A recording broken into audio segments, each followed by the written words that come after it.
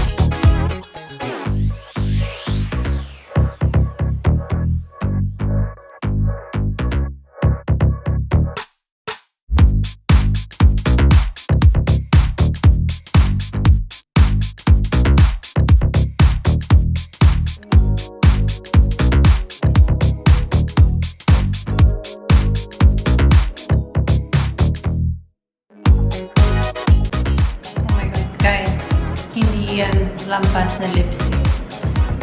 That's the redness dahil ni-wipe ko siya ng hard. Na-wipe ko siya ng